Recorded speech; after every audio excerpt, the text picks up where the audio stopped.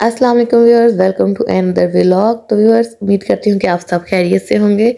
Viewers, आज के vlog का जो है स्टार्ट मैं सुबह से नहीं करूँगी क्योंकि स्कूल्स खुल चुके हैं, जॉब्स वगैरह स्टार्ट हो चुकी हैं, तो सुबह के टाइम काफ़ी भगदड़ होती है, तो बंदा नहीं बना सकता वीडियोस। तो अभी हम अपने व्लॉग का आगाज़ करेंगे। तो व्यूअर्स, जो लोग मेरे चैनल पर नए हैं तो काइंडली मेरे चैनल को सब्सक्राइब कर दें, वीडियोस को लाइक एंड शेयर कर दें। अभी यहाँ पे दोपहर का टाइम था, तो मुझे ना ये था कि मैं एक दफ़ा ना इन ड्रेसेस को निकाल के देख लूँ। ये ड्रेसेस मेरी नन ने मुझे दिए थे, ये उनकी ना बेटियों के लिए उन्होंने अपने परचेज़ किए थे।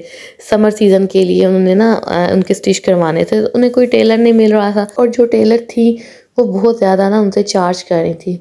तो खैर मैंने सोचा कि क्यों ना मैं खुद ही करके दे दूँ, उनकी भी बचत हो जाएगी और चलो मुझे भी अच्छा लगेगा कि मैंने उनके लिए कुछ किया, क्योंकि she is really very nice person ना।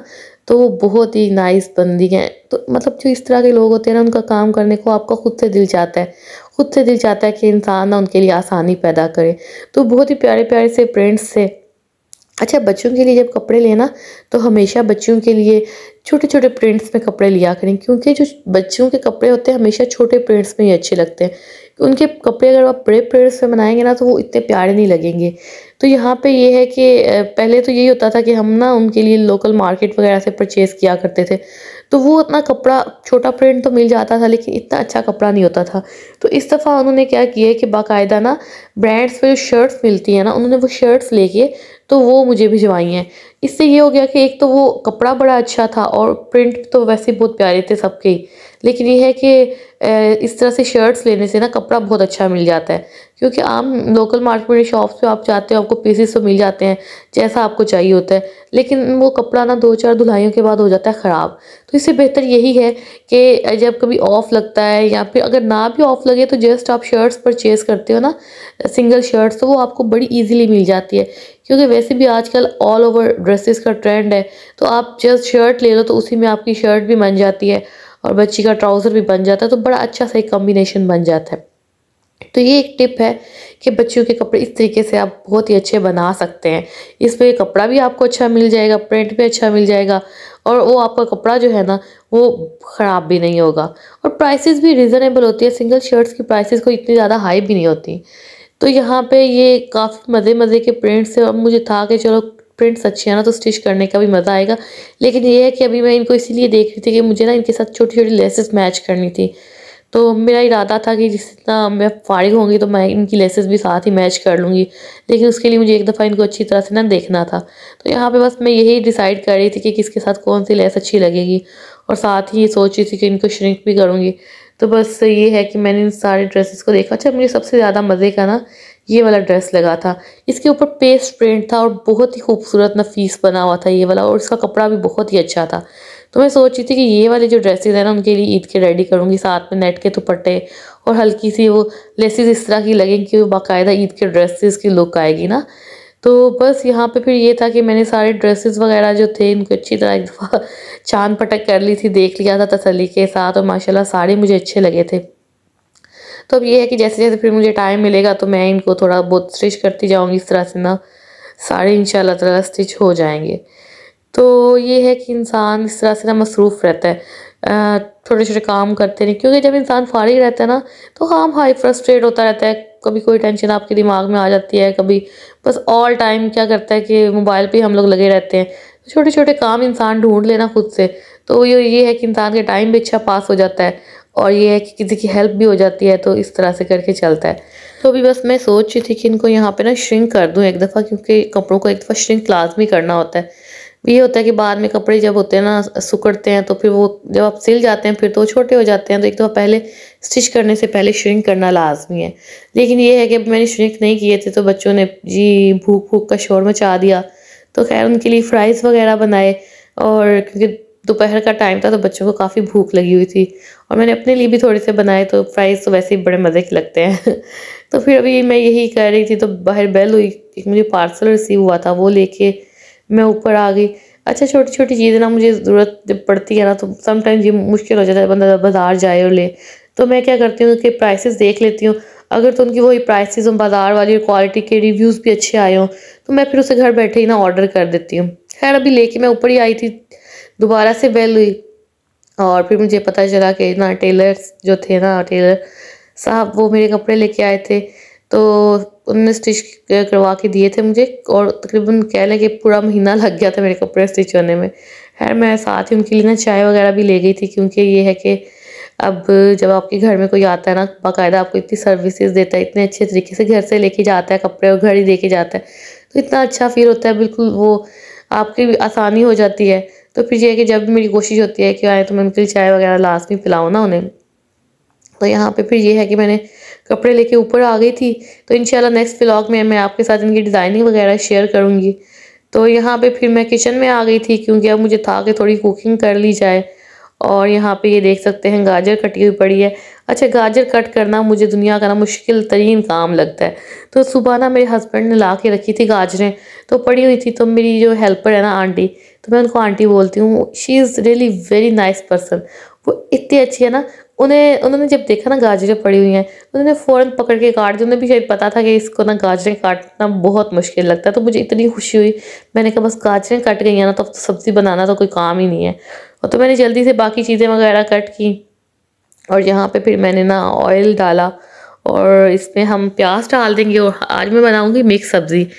मिक्स सब्ज़ी इस तरह से कि बहुत सारी इसमें नहीं डालूंगी, जस्ट जो मेरे पास अवेलेबल थी गाजर मटर आलू, यही मैं डालूंगी, क्योंकि मेरे हस्बैंड को ये सालन बहुत पसंद है।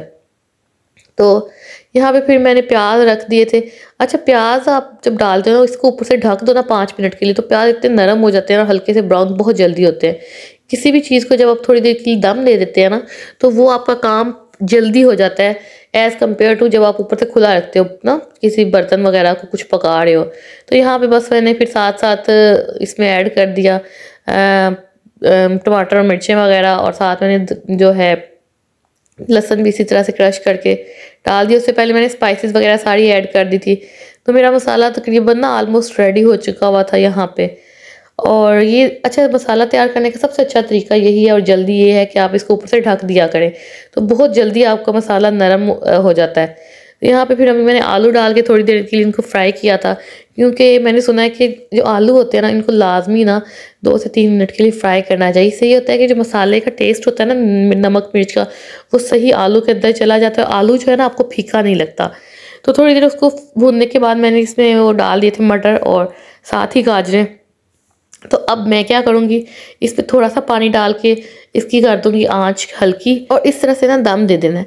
दम दे के टेंशन फ्री हो जाए, ठीक है, क्योंकि मोस्टली जब नॉन स्टिक में बनाए ना, तो कोई आपको मसला नहीं होता, लगती भी नहीं है। इसको दम दे के फिर मैंने जल्दी से ना राव्यान को हिलाया, क्योंकि ये सो के उठा था ना, तो काफ़ी गर्मी फील कर रहा था।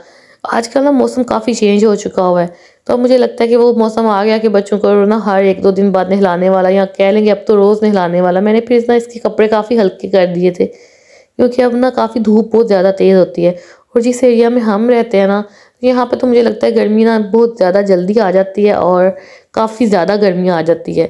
तो खैर जब मैंने इसको इतने हिलाया ना, तो ये काफ़ी फ्रेश हो गया था, और बिल्कुल इसे ना जो इतना तंग कर रहा था ना मुझे, सो के उठा था, तो ये खेलने लग गया था। और बाकी इंसान जब ना फ्रेश हो जाता है ना, नहा लेता है, तो सारी थकन वगैरह दूर हो जाती है, और बिल्कुल एक नए सिरे से ना इंसान फ्रेश हो जाता है। तो यहाँ पे जनाब साहब को लोशन चाहिए था, बस लोशन लेने के चक्करों में ना हमने दोबारा से कपड़े ख़राब कर लिए थे। तो खैर बच्चों का तो चलता रहता है, बच्चों को बस इधर से नहलाओ, दूसरी साइड से ना उन्हें कपड़े फ़ौरन ख़राब करने होते हैं। लेकिन खैर इसकी टेंशन ना लिया करें, टेंशन फ्री हो जाया करें, बिल्कुल भी ये ना किया करें अच्छा कपड़े थोड़े से गंदे हो गए तो हम फ़ौरन दोबारा चेंज कर लें, ये वो थोड़ी सी अपनी ज़िंदगी में आसानियाँ पैदा करें। ये मत किया करें कि बच्चों के मामले में इतना भी कॉन्शियस ना हुआ करें। बच्चे खेलते हैं, उन्होंने गंदे भी करने हैं कपड़े, सब कुछ करना है, तो बस ईज़ी रहा करें। तो यहाँ पे अब फिर खेलने लग गया था, और इस दौरान ये है कि मैंने फिर बाकी इसके कपड़े वगैरह समेटे, और अभी इसको ना भूख लगी थी, फिर मैंने इसको फीडर वगैरह भी दिया, और क्योंकि ये सोया हुआ था फ्राइज़ वगैरह तो इसको दिए नहीं थे मैंने। तो बस यहाँ पे ये अपनी खेल में मगन था। मुझे दोबारा किचन में जाके मैंने अपनी हांडी को 1-2 दफ़ा ना हिला दिया था बीच में। और ये है कि एक काम के दौरान आप इस तरह से ना, जब हांडी दम पे होती है ना, तो आप कहीं और भी काम कर सकते हो। तो यहाँ पे जो मेरी हांडी थी ऑलमोस्ट ना, मैंने देखा कि ये अब रेडी हो चुकी हुई थी, और जाके फिर मैंने इसमें धनिया वगैरह जो था वो डाला, और गरम मसाला ऐड किया। तो मेरा यहाँ पे जी सालन बिल्कुल तैयार हो चुका है। एक बहुत बड़ी टेंशन होती है हांडी बनाना। तो जब एक हांडी बन जाती है ना, ऐसे लगता है आपका बहुत बड़ा काम हो गया। तो अभी मैंने हांडी बना के फाड़ हुई थी, तो बस मुझे सना की तरफ से ना राइस और चना चाट जो था वो दे के गई थी सना। उसके घर में आज उसके ससुराल वाले आए थे, तो वो ना उसने कुकिंग की थी इस सिलसिले में। तो बस मेरी तो मोच लग गई, मुझे था कि अब चलो रोटियां नहीं बनानी पड़ेंगी तो बस यहाँ पे मैंने फिर अपनी प्लेट बनाई और मैं लेके बाहर आ गई थी, क्योंकि जावियान साहब जो टेबल और चेयर पे चढ़ के बैठ चुके हुए थे, उन्हें ये था कि बस अब जल्दी से हम राइस खाएं। अच्छा, राइस जो है ना मोस्टली सब बच्चों के फेवरेट होते हैं। अभी यहाँ पे ना जावियान को राइस बहुत पसंद है, इसके अलावा पकौड़े, और राइस और पकौड़ों के लिए ना कुछ भी कर सकता है। जब ये चीज़ें बन रही होती है ना, तो जावियान किचन में आगे पीछे मेरे घूमता रहता है। अच्छा, बच्चों का मोस्टली यही होता है कि खाने पीने की ना जितना इन्हें एक्साइटमेंट होती है इतना खाते नहीं है तो मेरे बच्चों के साथ भी यही है। इन्हें ये होगा कि ये चीज़ पके, ये हम खाएंगे, लेकिन ये है कि जब खाने की बारी आती है थोड़ा सा खा के फ़ौरन साइड पे हट जाते हैं।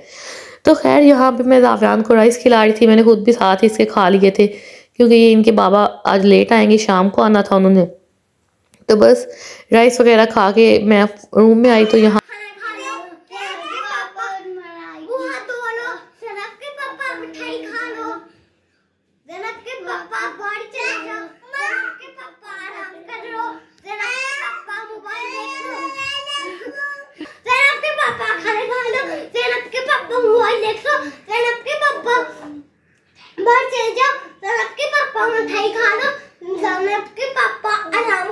अभी यहाँ पे भी ना ये दोनों लगे हुए थे, क्योंकि अरशद रील्स के बारे में आपने भी सुना होगा, तो उसमें ना ज़ैनब के पापा मतलब उनका है काफ़ी ज़्यादा वो ना ट्रेंड में है। तो ये बच्चे बड़े आजकल यही लगे रहते हैं, ज़ैनब के पापा, ज़ैनब के पापा। तो ज़रूर उनको जाके ना सर्च कीजिएगा, उनकी बहुत ही मज़े की रील्स होती हैं। बच्चों के लिए, बड़ों के लिए इतना अच्छा कंटेंट बनाते हैं, इस्लामिक कंटेंट होता है बहुत ही ज़बरदस्त। बच्चों को भी उससे बड़ा अच्छा सबक मिलता है, बड़ों को भी बहुत अच्छा सबक मिलता है। तो बस यहाँ पे ये भी ना यही लगे हुए थे। तो अभी यहाँ पे जावियान साहब जो हैं चेयर पे चढ़े हुए थे। अच्छा, ये दीवार देखे जावियान के पीछे ना, तो ये दीवार ना इतनी नीट एंड क्लीन दीवार थी, सिर्फ मैं कहती हूँ कि एक डॉट ना यहाँ से ना सीमेंट जो था ना पेंट उतरा हुआ था। लेकिन जावियान माशाल्लाह इतना मेहनती है कि उसने अपने नाखूनों की मदद से ये सारी दीवार ना खाली कर दी। ये ना इसको आदत थी थोड़ा सा ना ये चूना वगैरह खाने की, तो बस वो इतना खाता तो नहीं था, लेकिन ये है कि इसे नाखूनों की मदद से खुरच खुरच के पूरी दीवार का ना बस हशर कर दिया। और आजकल बस मुझे यही होता है कि मैं किसी तरीके से ना इस दीवार को नीट कैसे करूँ। लेकिन खैर मैं इतनी भी वो नहीं हूँ एक्टिव कि मैं इतनी जल्दी इसको कर लूँगी, लेकिन इंशाल्लाह ताला इरादा मेरा है कि मैं इसके ऊपर कोई शीट्स लगाऊं। लेकिन शीट्स लगाते हुए भी ना मुझे डर लगता है कि ये दोबारा से ना उतार देंगे शीट्स वहाँ से। तो यहाँ पे फिर जावियान साहब को मैंने फीडर दिया था, क्योंकि अब उछल कूद के बाद इनको काफ़ी ज़्यादा भूख लग चुकी हुई थी। तो ये यहाँ पे ना मेरे साथ फीडर पी रहा था, साथ ही मैं ना अपना कुछ काम था वो निपटा रही थी। तो बस ऐसे ही चलता रहता है बच्चों के साथ सारा दिन, कभी इनको फीडर देना, कभी इनको नहलाना धुलाना, इनके सारे दिन के काम चलते ही रहते हैं। तो इंसान खुद भी मसरूफ़ रहता है बच्चों के साथ, वरना मेरा ख्याल है बच्चों के बगैर तो कोई काम होता ही नहीं है। तो यहाँ पे जी दोनों भाई अब दोबारा से लगे हुए हैं। अच्छा, आपने मेरी वीडियोस में ना अक्सर देखा होगा कि जो छोटा जावियान है ना, इसको दायान इंगेज करता है काफ़ी ज़्यादा, इसको खिलाता रहता है, अपने साथ लेके चलता है, उसको खेलों में अपने साथ लगाता है। तो यहाँ पे ना मुझे वही बात याद आती है कि जब एक बच्चा होता है ना, तो जब दायान छोटा था ना, मुझे टोटल अपना टाइम उसको देना पड़ता था, बिल्कुल ऐसे ही मुझे दायान को इंगेज करना पड़ता था जैसे जो दायान जावियान को करता है। तो माशाल्लाह से ना दो बच्चे हो ना तो आपस में लगे रहते हैं, मतलब मदर्स को इतनी टेंशन नहीं होती, और जब एक बच्चा होता है तो आपको फुल टाइम ना खुद उसके साथ बच्चा बनना पड़ जाता है। तो यहाँ पे भी ये दोनों काफ़ी खेल रहे थे। तो यहाँ पे जो जावियान जो है ना, बस दायान को ना काफ़ी तंग कर रहा था, क्योंकि दायान को ये था कि ये ना इलेक्ट्रिसिटी की वायर्स है ना उनको ना छेड़े, क्योंकि दायान को काफ़ी ज़्यादा पता है कि यहाँ से करंट आ जाता है। तो बस वो तशद्दुद बर्दाश्त कर रहा है, लेकिन ये है कि उसकी यही कोशिश है कि उस साइड पे ना हाथ ना लगाए। तो यहाँ पे ना ये चीज़ आ जाती है कि अपने ना जो बड़े बच्चे हैं ना, कभी भी ना उनके सामने छोटे बच्चों को ना डांटे, क्योंकि आप जैसा छोटे बच्चों के साथ बिहेव करेंगे ना, वैसे ही आपके बड़े वाले बच्चे आपके छोटे बच्चों के साथ बिहेव करेंगे। अगर आप अपने छोटे बच्चों को डांटेंगे ना उनके सामने, बड़ों के सामने, तो उनको भी होगा कि हमने हर काम इनको डांट के करवाना है। अगर आप ना मतलब मदर से गुस्सा आ जाता है बच्चों पे, सम टाइम वो इतने चिड़चिड़े हो जाते हैं, लेकिन आप नोटिस कीजिएगा कि अगर आप कंट्रोल करेंगे, अगर आप बोलेंगे ना छोटे वाले को कि ये तो बहुत अच्छा है, बहुत छोटा सा बेबी है, छोटे बेबीज़ को बिल्कुल भी नहीं मारते, तो आप देखिएगा कि ऑटोमेटिकली आपका जो बड़ा बच्चा है ना, आपके छोटे बच्चे को वैसे ही ट्रीट करेगा जैसे आप करेंगे। अगर आप डांटेंगे तो वो भी उसके डांट के हर काम करवाएगा। लेकिन अगर आप प्यार से उसके साथ डील करोगे ना तो सेम बिल्कुल वही चीज़ कॉपी करेगा। क्योंकि बात वही आ जाती है कि बच्चे जो होते हैं ना, जो देखते हैं वही करते हैं, जो हम सिखाते हैं वो नहीं वो करते। तो आप जैसा एक्ट करेंगे आपका जो बच्चा है वैसा ही बिल्कुल एक्ट करेंगे। आप छोटे वाले को मारेंगे तो अब बड़े वाला भी मारेगा। तो अक्सर मैं ना कभी भूल जाऊँ ना तो मैं दायान को थोड़ा-सा आवाज़ लगाऊँ ऊँची आवाज़ में, तो दायान मुझे वही बोलता है जो मैं उसे बोला करती थी। तो वो मुझे कहता है, मम्मा आपको नहीं पता छोटे बेबीज़ को प्यार से समझाते हैं, अगर इन्हें गुस्से से समझाएँ ना इनको समझ नहीं आते, प्यार से समझाएँगे तो ये समझ जाएगा। तो ये है कि जैसा आप ना खुद एक्ट करेंगे, जैसे आप काम करेंगे वैसे ही आपके बच्चे करेंगे। तो बस ये है कि जितना मर्ज़ी गुस्सा आया हो ना तो कोशिश यही करनी है थोड़ा कंट्रोल करना है, ताकि ये है कि हमारे बच्चे जो है ना उन्हें भी हो कि हमने भी थोड़ा-सा कंट्रोल करना है, हमने भी थोड़ा पोलाइट रहना है। लेकिन इंसान है ना, ऑल टाइम हम उस तरह से नहीं रह सकते। गुस्सा भी आ जाता है समटाइम्स, क्योंकि हर दफ़ा हालात एक जैसे नहीं होते, समटाइम इंसान थका होता है। तो बच्चे अब सो चुके थे, मैं खुद भी सो चुकी थी, रात के 12 बजे का टाइम था और उमर ने मुझे उठाया कि उठो, मैंने कुछ खाने का ऑर्डर किया है खाने के लिए। तो फिर मैं छलांग मार के बाहर निकल आई ना बिस्तर में से। तो बस फिर हमने चाय वगैरह पी। तो व्यूअर्स इसी के साथ ही मैं अपने व्लॉग का एंड करूँगी। अपना बहुत सारा ख्याल रखिएगा, अपनों का ख्याल रखिएगा। इसके साथ ही मैं इजाज़त चाहूँगी। अल्लाह हाफ़िज़। इंशाल्लाह नेक्स्ट किसी व्लॉग में मुलाकात होगी।